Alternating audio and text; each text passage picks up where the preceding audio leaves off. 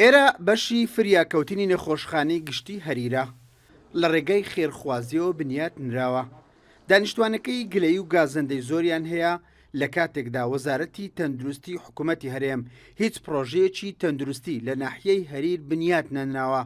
تەنانەت دوای دروستکردنی ئەو شوێنە لەلایەن خێرخوازێک هیچ ئامێرێکی تەندروستی پێویستی لەلایەن وەزارەتی تەندروستی بۆ دابین نەکراوە. نەخۆشین ڕۆژانەکەین سەرداری نەخۆشخانەکانەکەین بەڕاستی هیچ دەرمان و عیلاجێک نییە.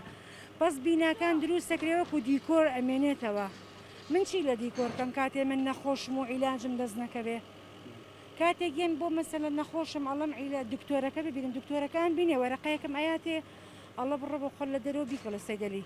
تەکالیفی ئەوە 100,000 150,000 200,000. دیارە ڕێکخراوەی خێرخوازی هەستا ئەمڕۆکە بە کردنەوەی ئەم نەخۆشخانە بەڕاستی زیاتر لە 100 ساڵە هەریر بوویتە ناحیە دەبووە زووتر ئەو نەخۆشخانەیە کراباوە لەبەرەوەی بەڕاستی ئەگە تەماشای بکەین هەریر زیاتر لە 90 گوندی لەسەیە یعنی ئەوەش خەستەخانەك پێویستە ئەوڕۆکە بکرێتەوە.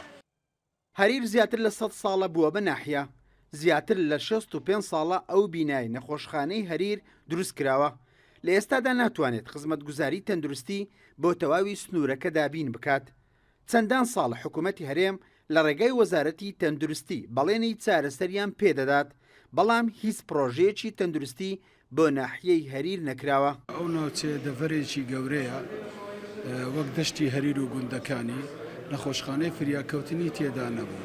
بۆ پێی دەشتەکە گەورەیە و با بڵێن شەقامی سەرەکیشە بۆ زۆر جار دەدید تووشی کارەساتی دڵتەزیان ڕووی دەدا بنەبوونی ئەوە کێشەری دەکەوتەوە یاخود پێڕانەگەیشتن و کات زۆر کێشەی گرفتی لێ دروستەوە بۆیە داوایەکە بەڕێز حاجی ئیدریس قوبوڵی کرد و ئەرکەکەی خستە سەر شانی خۆی دەستگای خێرخوازی حاجی ئیدریسی تەکلیف کرد کە خۆی خاوەندارەتی دەکات بە دروستکردنی ئەو پرۆژەیە.